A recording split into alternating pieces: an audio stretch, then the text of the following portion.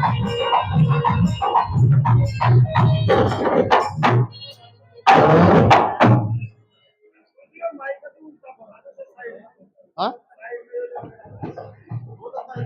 उससे कोई मतलब नहीं है, वो कहीं रहे। हेलो, एक बार प्रेम से बोलिए, बोले श्री सद्गुरुदेव महाराज की जय, बोले साचे दरबार की जय।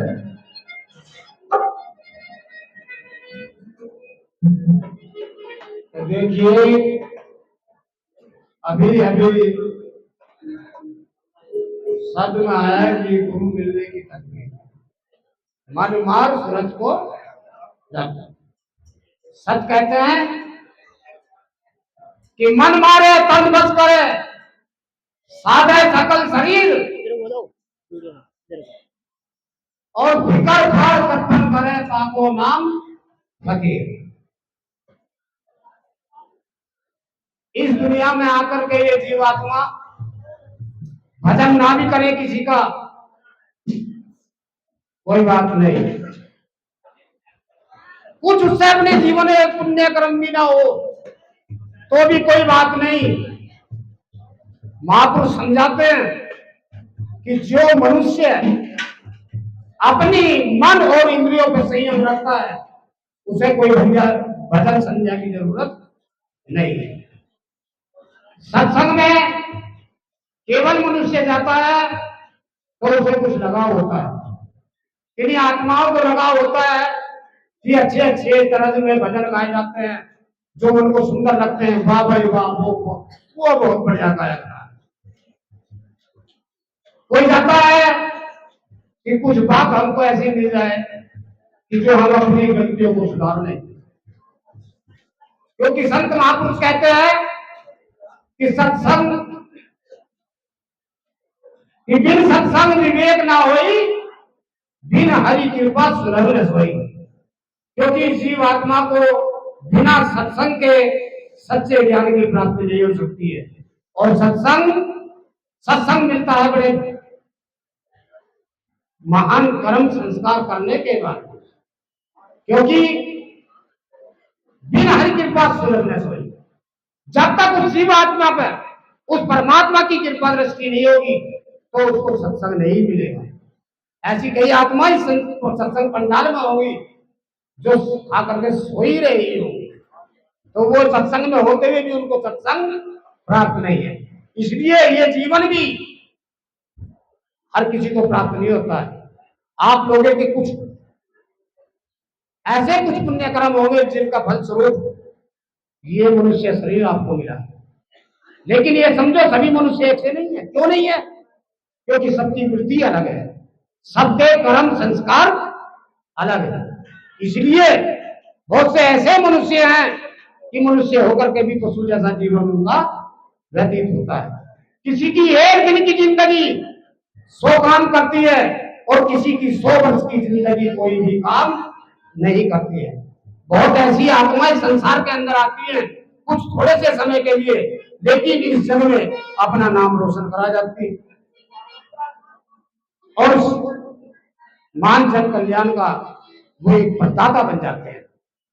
तो इसलिए सत्संग के लिए यदि हमें आना है तो यहाँ से कुछ न कुछ अच्छा ही लेके जाना है। तो यहाँ पर तरह तरह से गान गाया जाता है, तो संत पुरुषों के यहाँ पर भी गान गाया जाता है, लेकिन संतों के यहाँ पर ऐसा गान गाया जाता है जो मेरा निज का है। तो सत्संग में मैं ज्यादा समय नहीं लूंगा, आपको एक वाणी सुनाते हैं।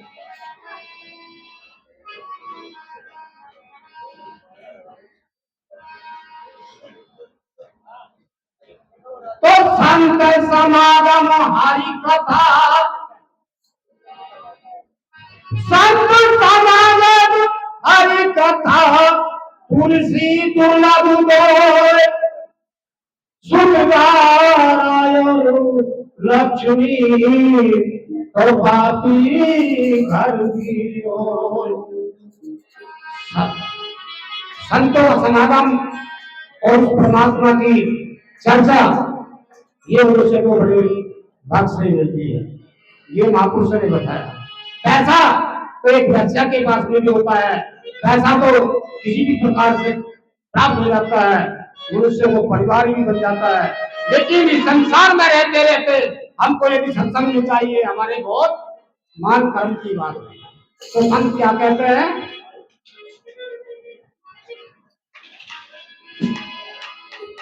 कमाल की महिमा बड़ी, मालिक की महिमा बड़ी, तो रच दीना है सारा जहां, सब कुछ अपना भूल जा, तो निज का कर ले।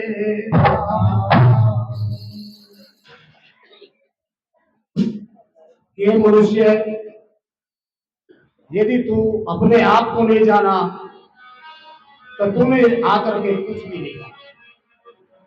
उस परमपिता परमात्मा ने हमारा जो ये शरीर है ये दिया है, संतों ने इसको, किसी ने बाघ, किसी ने कीला, किसी ने पिंजरा कह करके इसका वर्णन किया है। परमात्मा या वो भगवान या वो सच्चा गुरु कहीं नहीं मिलेगा, ये अपने अंतर में ही मिल सकता, क्योंकि भगवान के बारे में बताया, भगवान नाम की कोई संसार के अंदर चीज कोई नहीं मिला सकता, लेकिन इसको हमको समझना, जिसने इस भगवान को समझ लिया वो उस परम सुख को प्राप्त कर सकता है, और जिसने इस भगवान शब्द को नहीं समझा वो उसको प्राप्त नहीं कर सकता। क्योंकि भगवान कहते हैं कि कण कण में व्याप्त है, जब कण कण में व्याप्त है वो तो मुझमें भी व्याप्त है। मैं उसको कहीं दूर देखता हूँ, कहीं दूर जाकर के उससे मिलना चाहता हूँ, लेकिन वो मेरे पास में ही रहता है। यही अज्ञानता खत्म होती है संत में आकर के। तो संतों ने इसको बताया कि किस किस तरह से, किस युक्ति से इसको रचाया, और फिर इसके अंदर ही आप समाहित हो गया। तो एक शब्द के माध्यम से आपको सुनाया जाता है,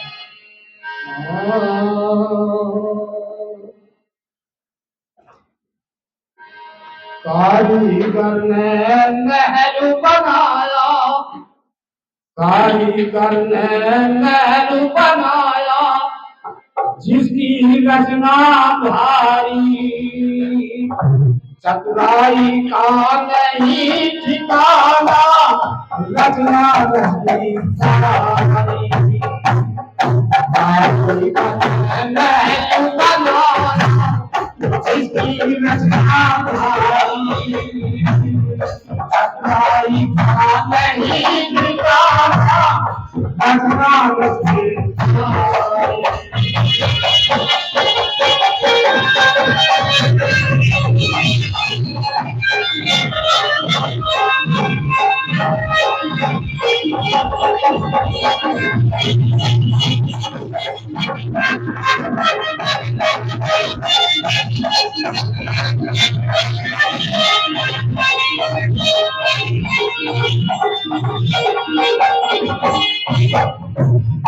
सारी। वो शरीर अलग अलग नहीं बना है उसने, अग्नि पानी जो सामग्री मुड़ी में लगाई है वही आप में भी लगाई है, लेकिन देखिए कितने विवेकशील वो परमात्मा ने इस शरीर की रचना करी। महल बनाया, जिसकी रचना चतुराई नहीं ठिकाना, रचना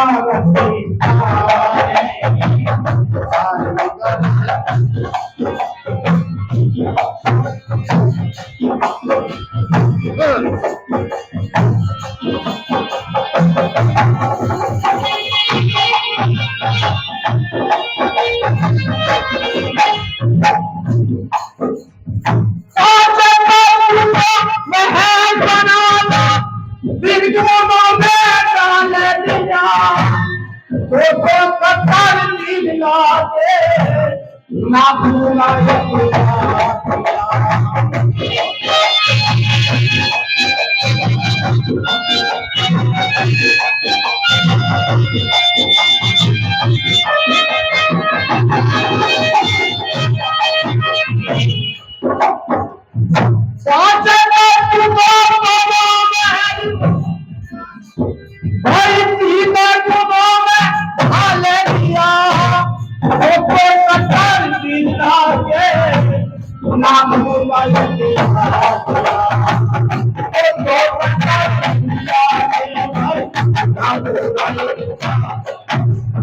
इतनी महल में रहने वाला जीवात्मा डाल दिया, शोभा बढ़ गई आग अंदर की, ऐसा शोभा बढ़ गई आग अंदर की,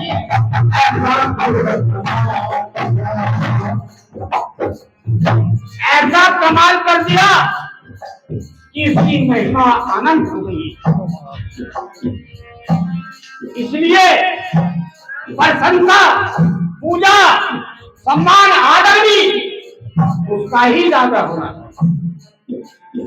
प्रशंसा हो कारीगर की, प्रशंसा हो कारीगर की, घटना घटती सारी, घटनाई नहीं सारा, घटना घटती सारी।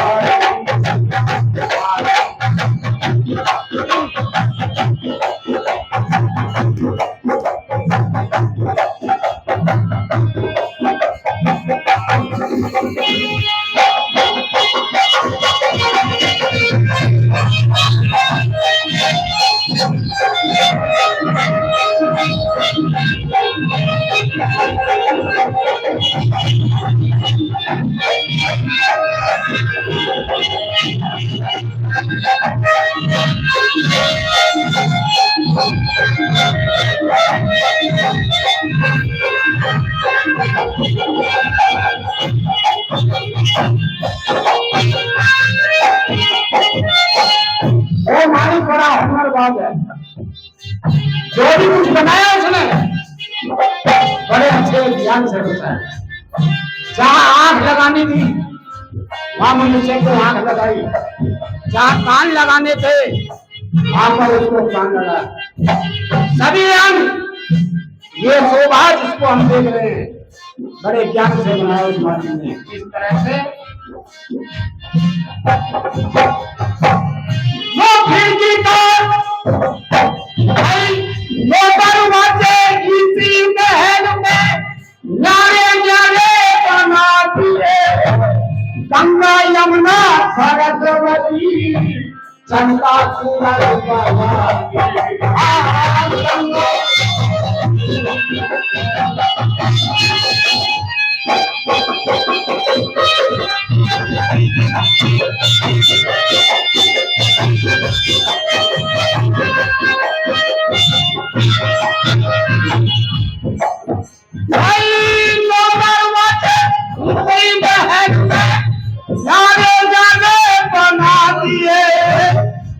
गंगा यमुना सरस्वती चंदा सूरज बना दिए, गंगा यमुना सरस्वती चंदा सूरज बना दिए।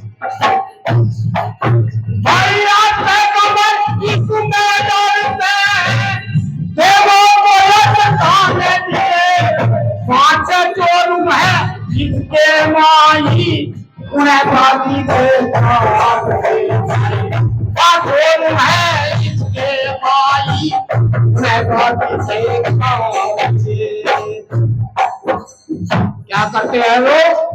वर्षों की तपस्या फिर और क्या कर डालते हैं? वक्त पड़े पे नहीं चूकते, वहां कोई क्षमा नहीं होती है।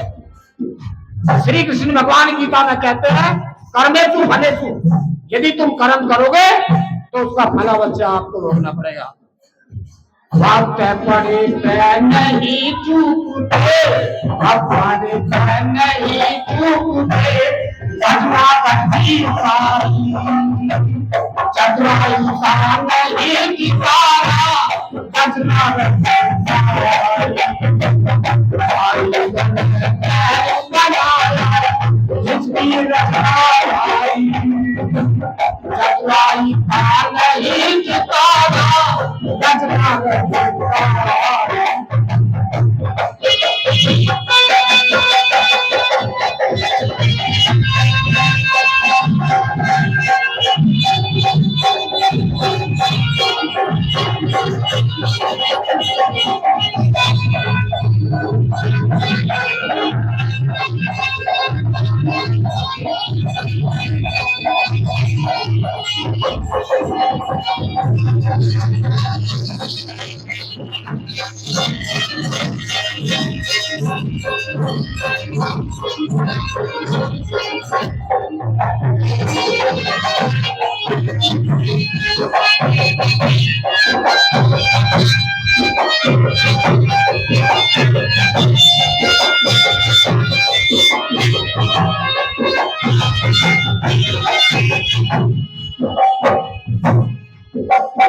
साधु नहीं जो साधे काया सजय लोग और राज्य माया।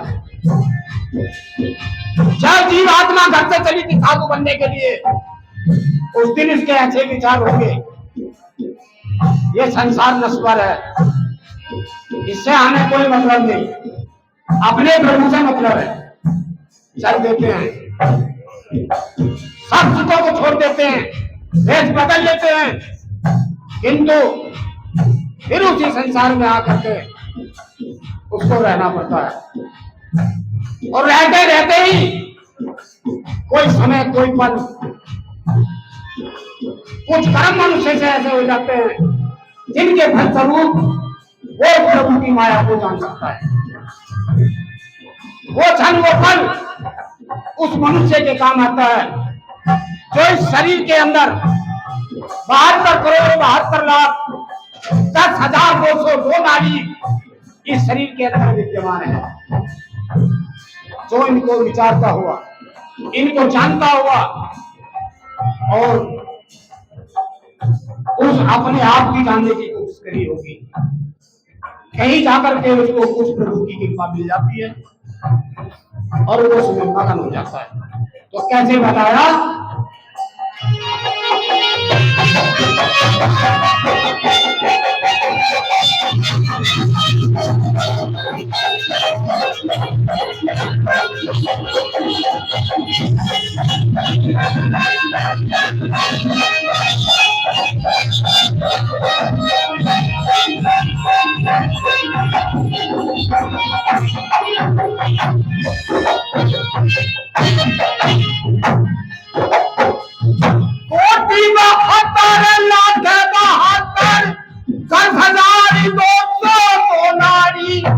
सारे महल में जाल बिछाया सीधी तिरछी आड़ी।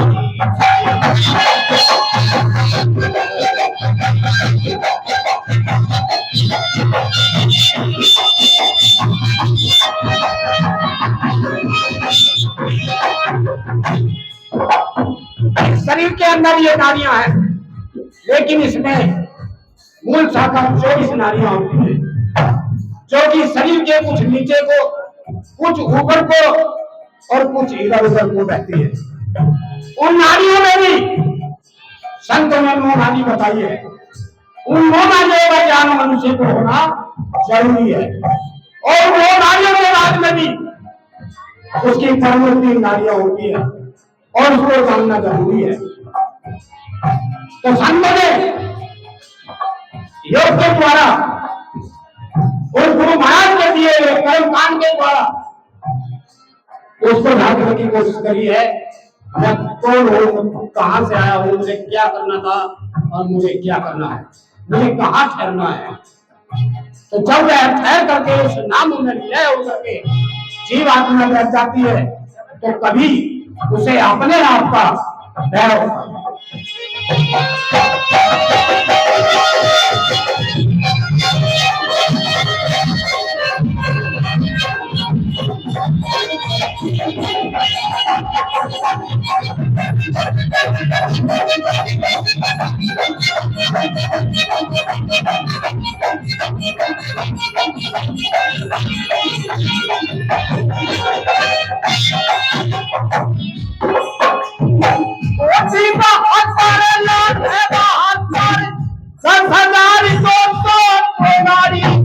सारे महल में जाल बिछाया सीधी तिरछी आड़ी।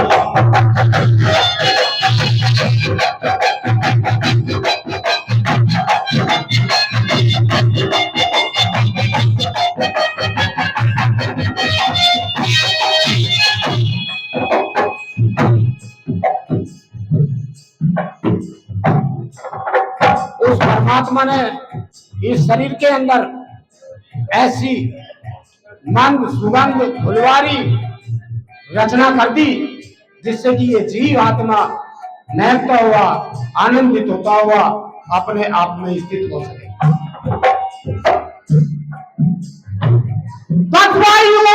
बैठती है और पर करती फुलवारी सुगंध में छाई मैं गई है फुलवारी सुगंध में छाई मैं गई है फुलवारी।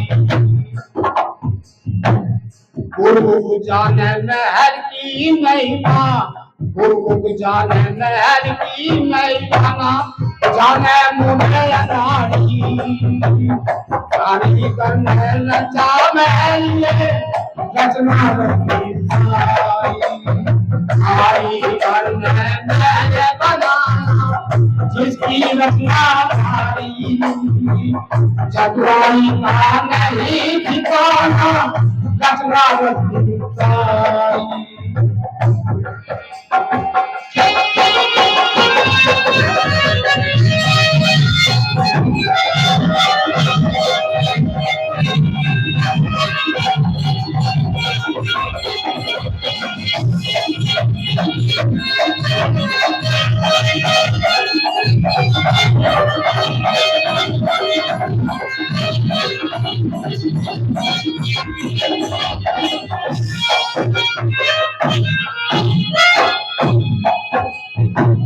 आप सुन नहीं रहे मेरी बात कोई भी, मुझे विश्वास है सुना जा रहा है, सुन कोई नहीं रहा लेकिन सुना जा रहा है। पलक झपक नहीं रहे हम, अपने आप ये कार्य चालू है। सांस ले नहीं रहे, उसका नूतन निरंतर आरोह चल रहा है। बस यही जानकारी ये करने में लग जाए, उसको जानने में लग जाए तो उसको सुविधा मिल जाएगी। तो गुरु महाराज ने क्या बताया,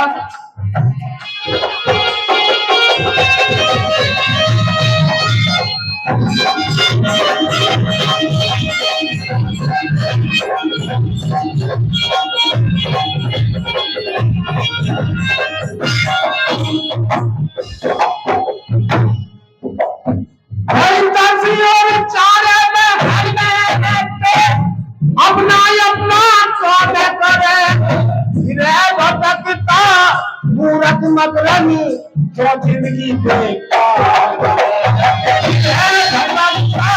मूरत मकरन जो जिंदगी बेकार।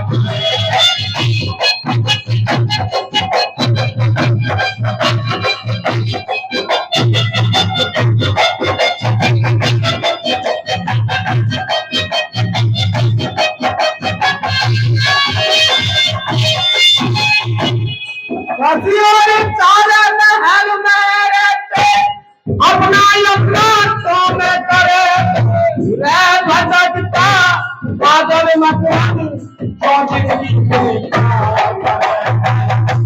भटकता।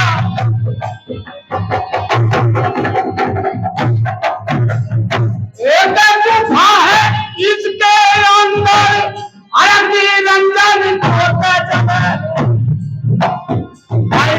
सदगुरु मेरे कर जिस पे रोज महल की